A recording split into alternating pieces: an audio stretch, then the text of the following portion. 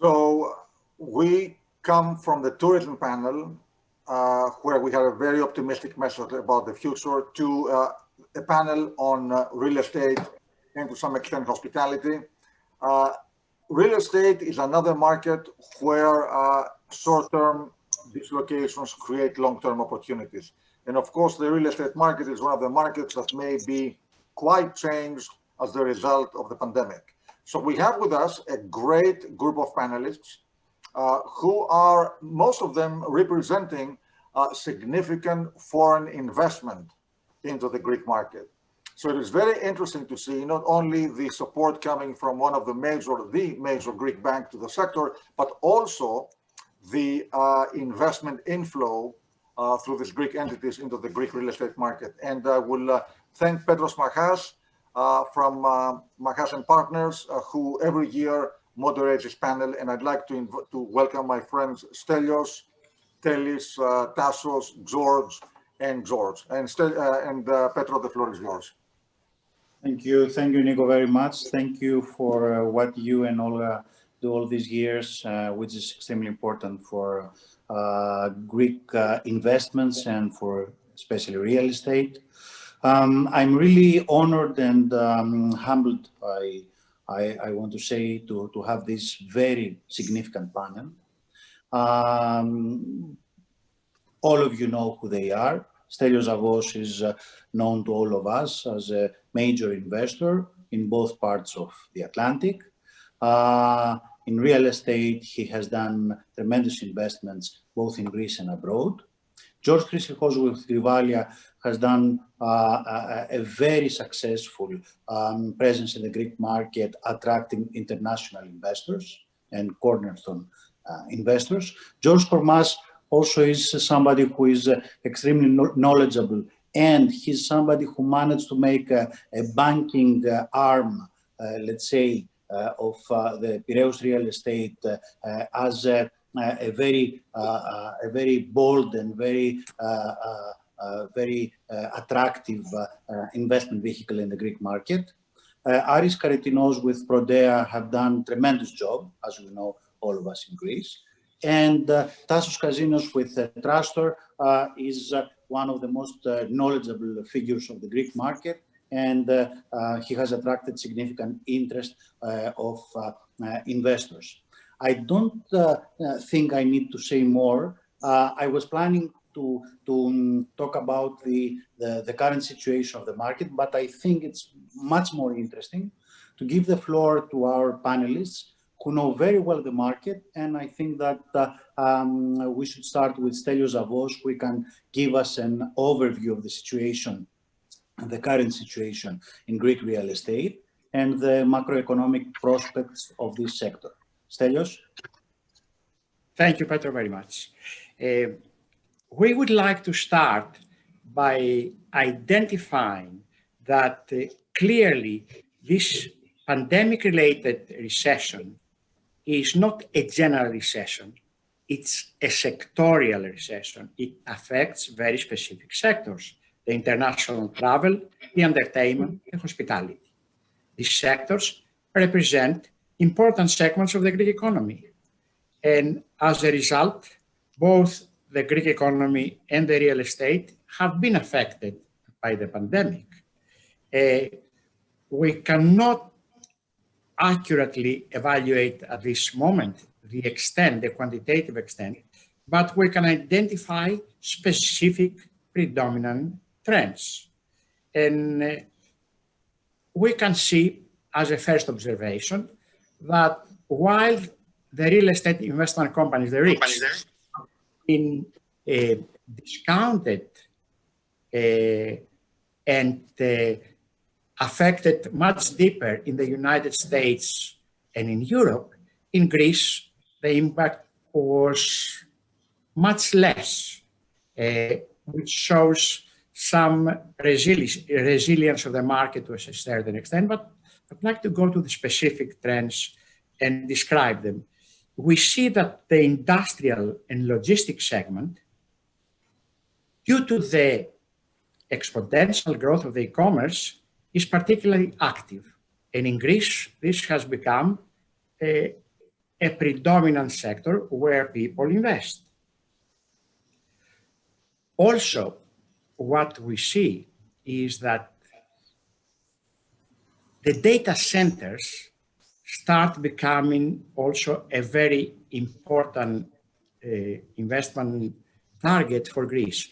A lot of the executives of the big high-tech companies, they claim that water remains the same, oil gets depleted, but data is ubiquitous.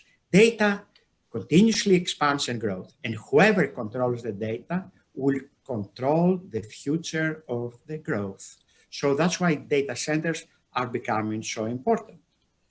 In the office sector also, we see a dramatic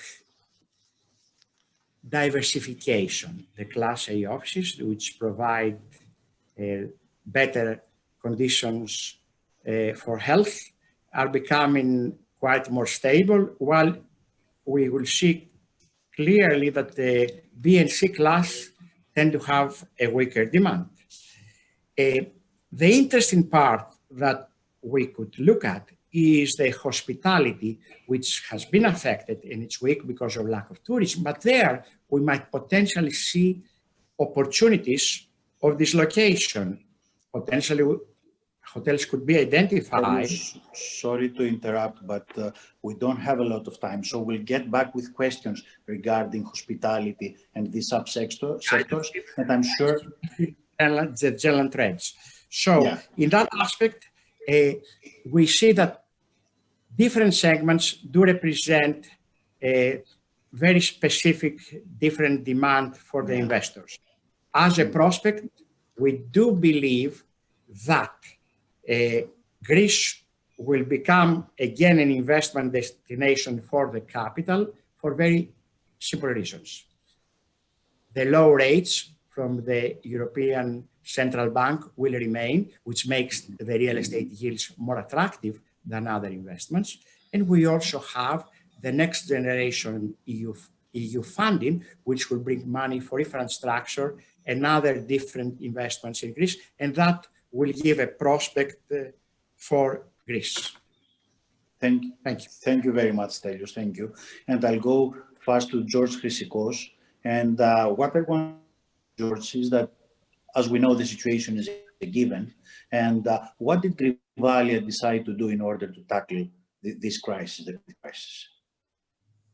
Thank you, Petro. I mean, and hi to everyone who's participating in this digital conference. I mean, apart from the obvious first moves in order to make the Grivalia organization able to function during the lockdowns and with the remote working, etc. The first thing to do was to try to assess the impact of this pandemic in the Greek economy. And I have to say that we were quite pessimistic early in advance, projecting a significant impact in the GDP of the country. And we were the ones that we also believe that there's going to be also some spillover effect in the year to come. The second thing was to understand not the short-term impact of this coronavirus into the Greek real estate, but the long-term. And the long-term effect is driven by, the digitalization, the remote working, and how big corporations will continue their working remotely or not. We had to assess and try to understand the changes in the retail consumer behavior, because that has an impact in the retail real estate. And finally, to try to predict the hospitality trends and the touristic behavior going forward. I mean, having analyzed that, I think we have formulated a strategy we are trying to position ourselves in assets that we believe are going to become the winners of this crisis, and to gradually disengage from assets that might become problematic going forward. George will come later to the winners and the losers of this situation. I just want to go to George Kormas and ask him about Piraeus Bank and Piraeus Real Estate. What was the position and that you took, and the immediate actions that the bank took in order to tackle the situation? Did you approach it as a long-term disruption, or as something more temporary, which will not affect the Greek real estate market? Thank you, Petros. I would like to say good afternoon to everybody participating remotely on this panel, and thank you very much, Nicholas and Olga, for organizing once again an excellent event.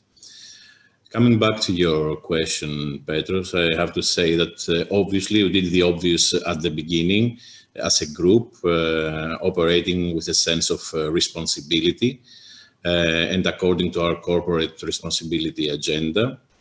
And we therefore contributed substantially to the avoidance of the further spread of the coronavirus, as well as the mitigation of its effects. From the first moment, on a precautionary basis, obviously, we worked hand in hand with the state and aimed in ensuring the health and safety of our customers, employees, and associates as a whole.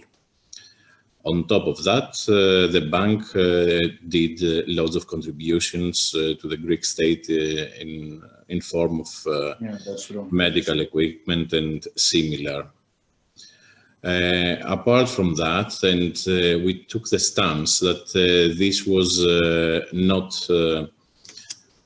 something that would last for long, but nevertheless, the impact was immediate. So we had to be there for all our employees, but mainly for our customers as well. So our main concern was to work closely with all of our clients in order to correctly assess their COVID-related impact on their businesses, and to offer them innovative solutions to support them overcome the negative impact of the pandemic crisis. So all in all, we did anticipate that this would be, we didn't know at the beginning, and obviously we were planning for a longer period up until now. Now there are some good news on the market that we all know. All in all, and to put it in a phrase, I would say that my personal approach and the approach, obviously, of the Piraeus Bank Group was to prepare for the worst and hope and be there for the best. And this is the role of our group in total. As we are expanding and we are in all aspects of the Greek economy, we are there to support our customers and support our business, because providing a bridge solution to our customers, it obviously affects our business model as well. I will come to that later, because I think the audience is very interested about the financing aspect of this type of investments. But I want to go to Aris now, to Aris Karytinos, and ask him his stance and his position towards the development situation. What Prodea did in view of the situation? Thank you. Good morning or good evening to everyone. So I'll start by stating that what exactly is the situation for us.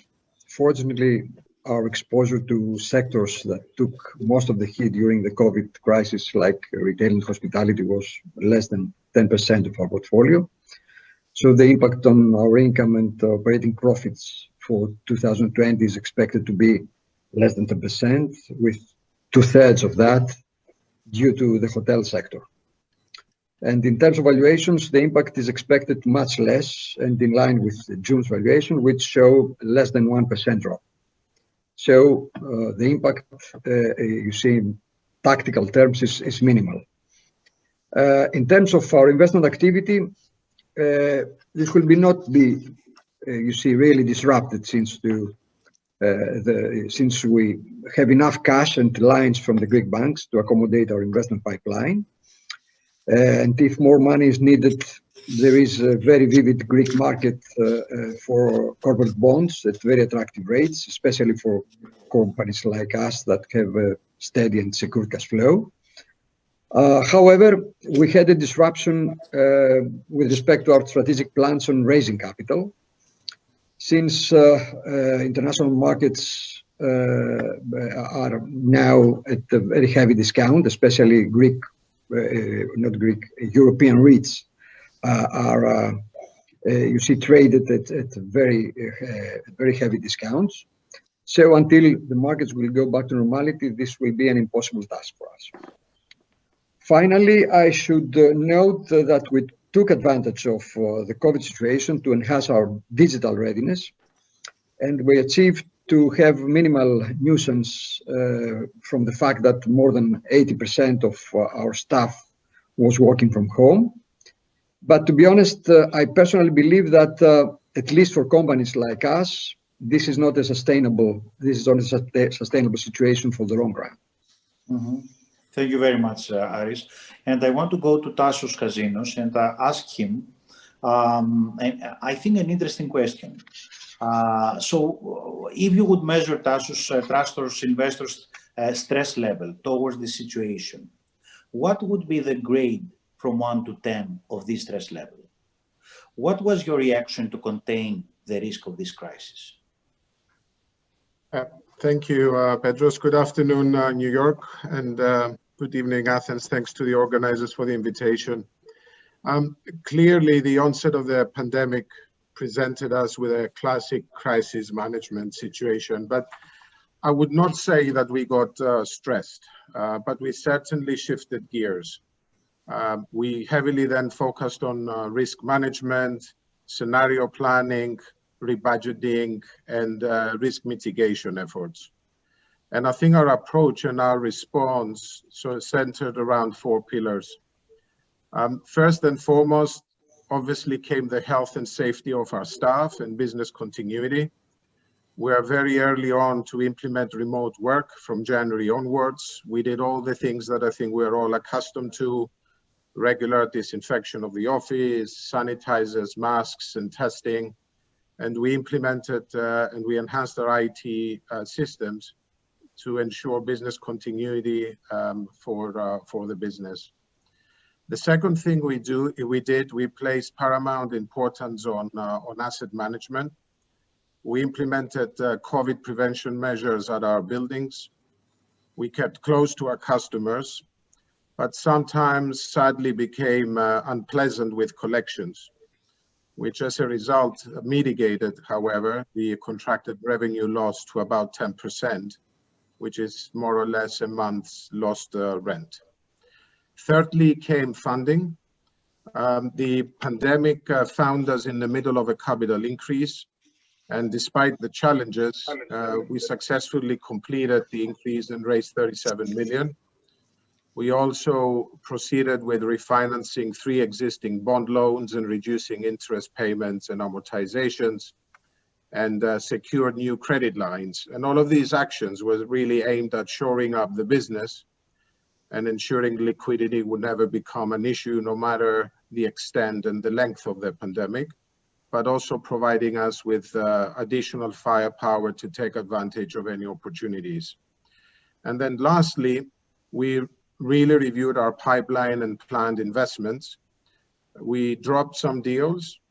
We renegotiated and restructured other deals.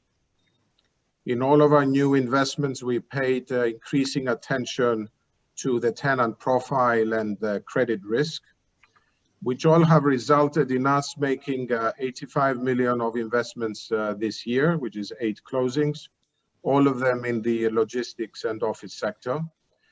And it has certainly not been easy due to lockdown and restricted openings of cadastral offices, courts, and the like. But I think it kind of demonstrated again our execution capabilities, and the tenacity of the team to get the job done. So I think as a result, we've managed to increase our GAV from 200 million to just under 290 million to date. We mitigated the revenue loss. We kept our team healthy. And I'd like to believe our investors happy, although stress levels were elevated at the onset of the pandemic. I think we have managed to contain it and keep a steady ship on course. Thank you very much, Tassos. Thank you very much. I would like to go to Aris Karytinos and ask him one thing. In our last year's panel discussion, we had the conclusion that the real estate market would demonstrate the substantial growth in the year to come, which was proven absolutely right. But now, does COVID crisis force you to amend your outlook, or you still see opportunities on the horizon? Actually, yes, this is a good question. I think that this is temporary. I mean, this is the way we look at it. And definitely before the COVID crisis, we had a trend that was, you see, towards a direction of hardening yields in all sectors, and also increasing rents, which now has been definitely, you see, stopped for the time being, but I could say just interrupted, not stopped for good.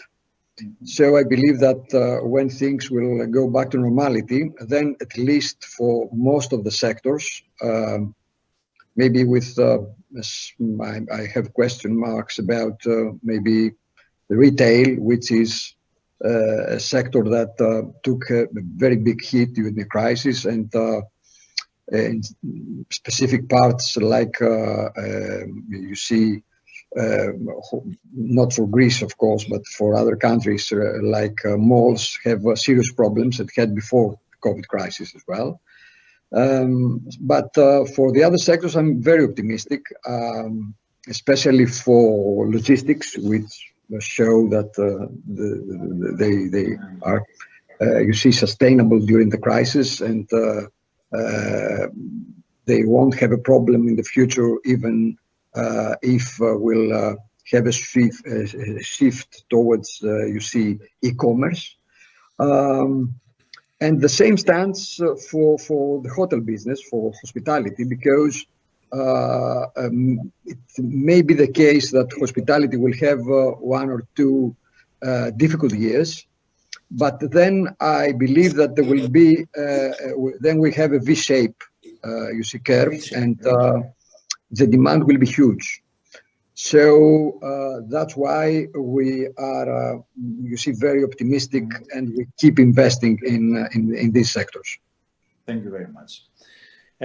George Chryssikos, I would like to ask you, because you spoke before about the winners of this crisis, the subsectors which will be the winners in this crisis.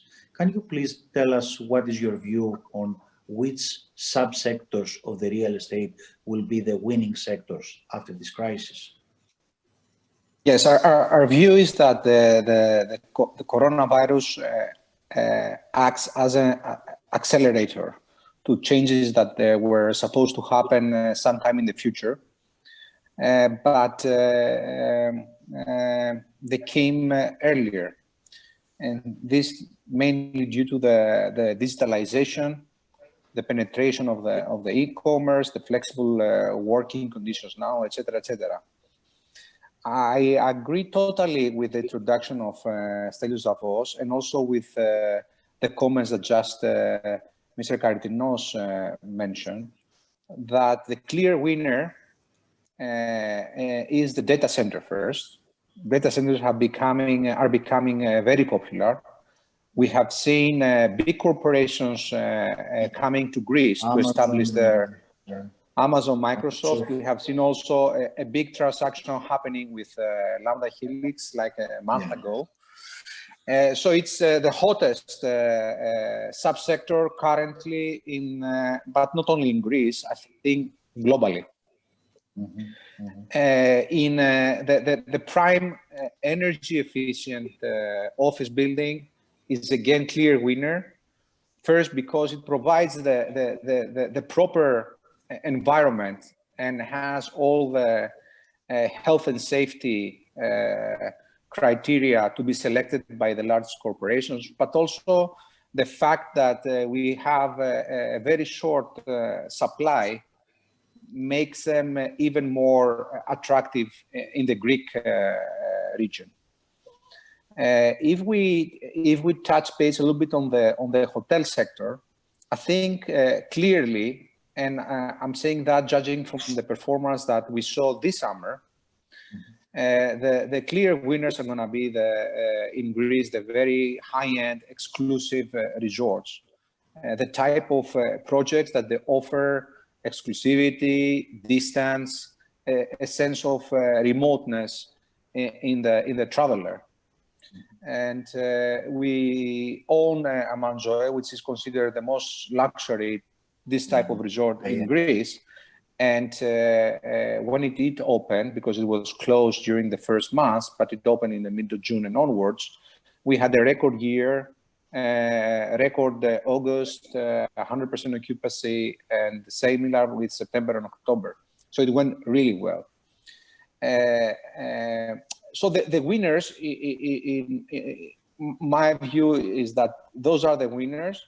And if you add on that the logistics that Mr. Karytinos mentioned, I think this is like the no-brainers where you have to put your money in. Thank you very much. George Kormas, I wanted to ask you, as we all know, the digital transformation was the answer given by the Greek government to the administrative challenges caused by the COVID crisis. What is or will be in the foreseeable future the overall effect of the digital disruption and the digital transformation in Greek real estate market?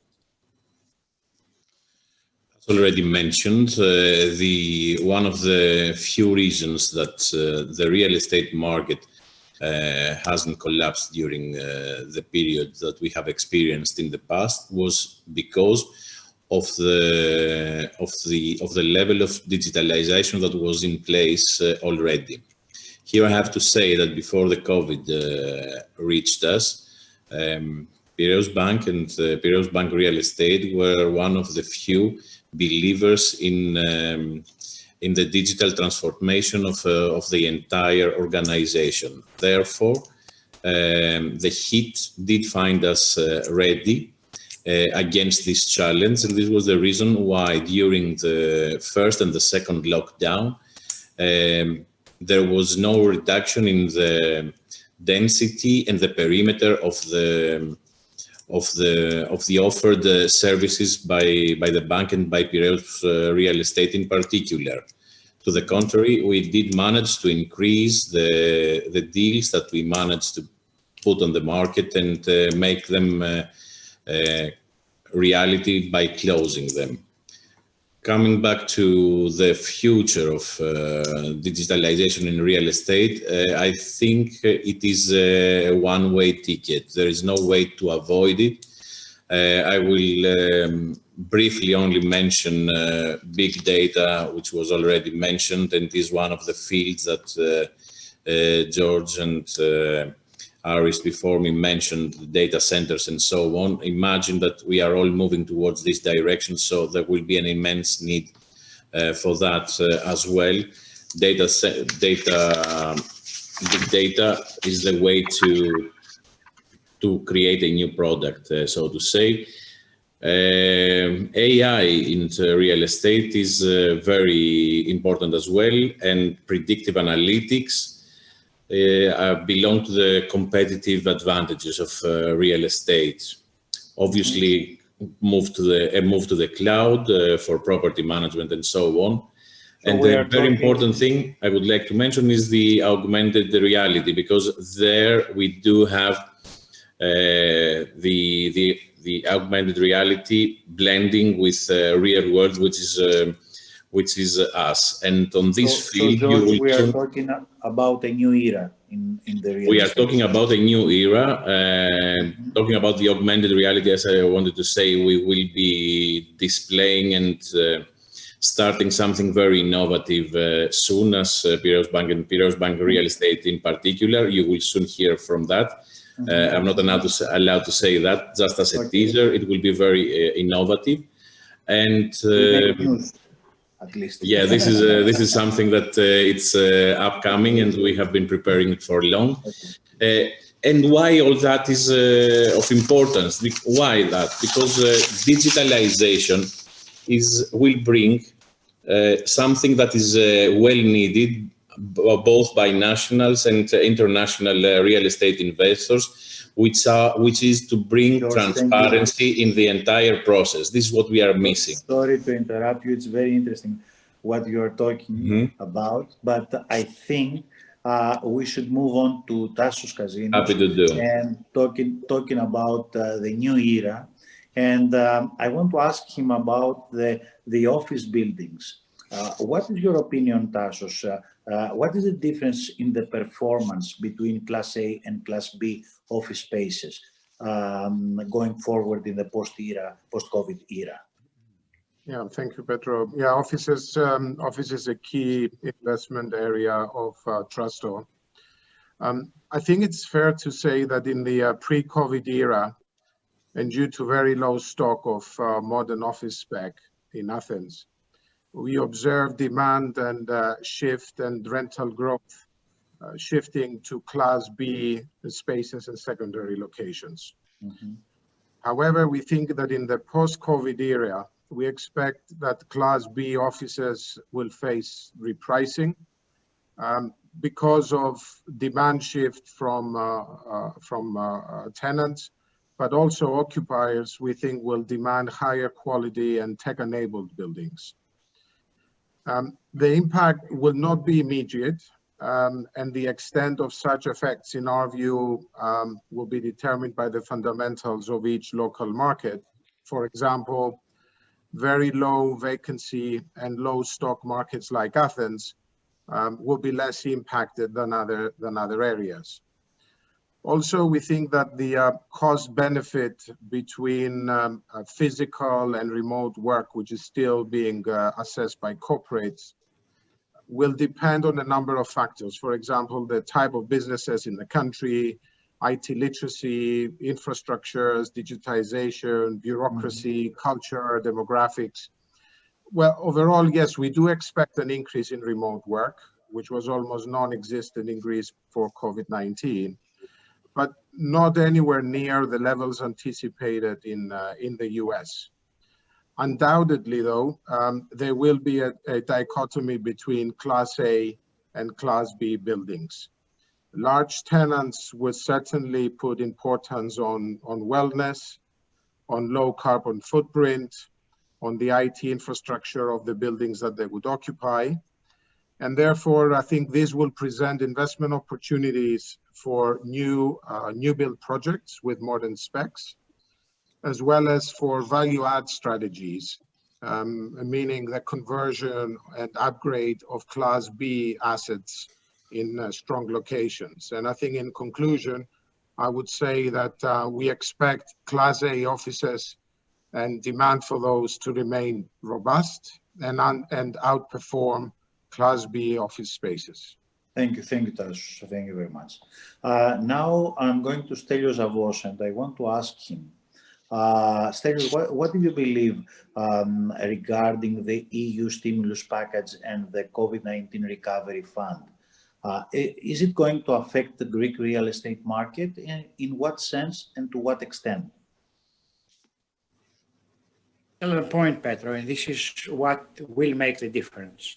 The next generation EU funding is 32 billion, meaning the Recovery and Resilience Fund has 16 billion in subsidies, 13 billion in loans, and there are extra 3 billion for agriculture. And also we have in addition another 19 billion, and that has to happen between 21 and 26, like in 6 years.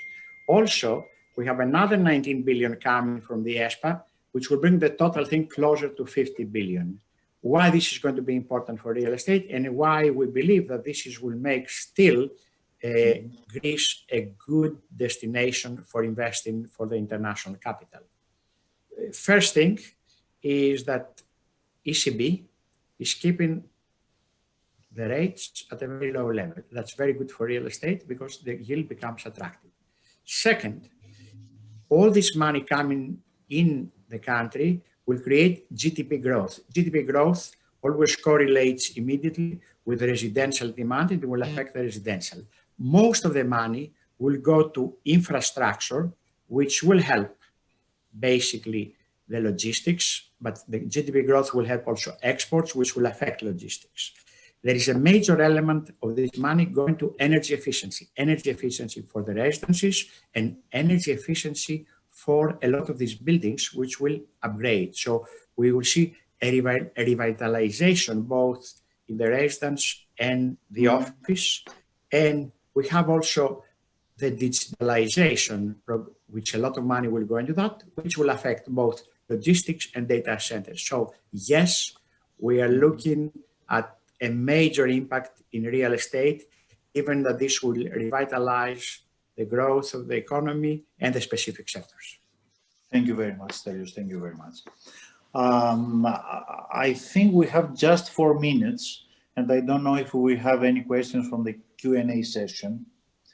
But until we have any question, I would like to ask George Chryssikos about the needed changes in Greek real estate, and to what extent you spoke about the catalyst, that the COVID crisis is a catalyst for these changes. Can you please tell us what are these changes that are needed for the Greek real estate? Yes, Petros. I mean, to start numbering the changes that we need to have in order to improve significantly the institutional investing framework, I think we need a lot more time. I would just say one thing, which is related to pandemia and the digitalization that we have seen happening in the country. We have seen the private sector adjusting very fast, rapidly, making gigantic steps towards digitalization. We have seen the government trying to introduce digitalization in a very crucial sector and processes.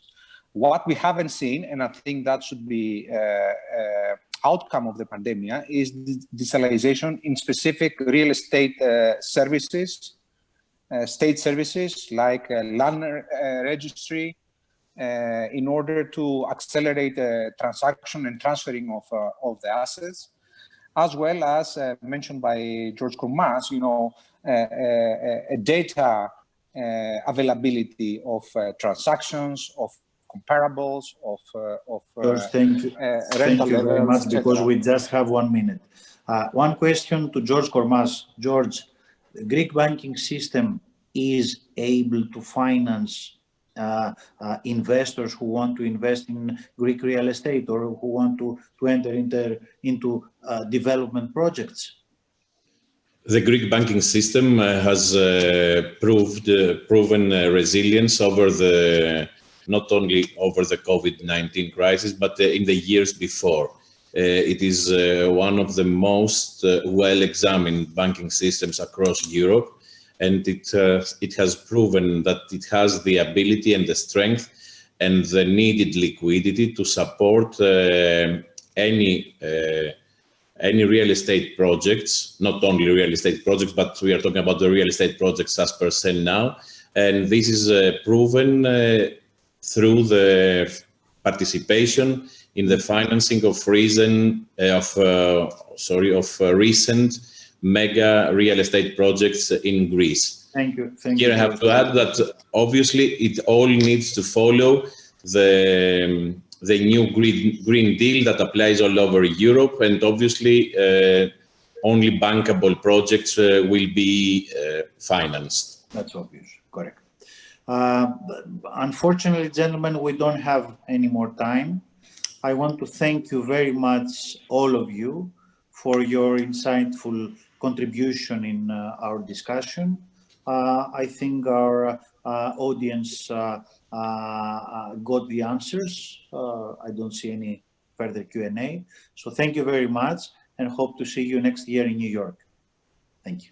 Thank you to everybody. By the way, it was a very well attended panel and a great discussion, and I would like to thank you all very much. Thank you. Thank you. Thank you, Nicholas.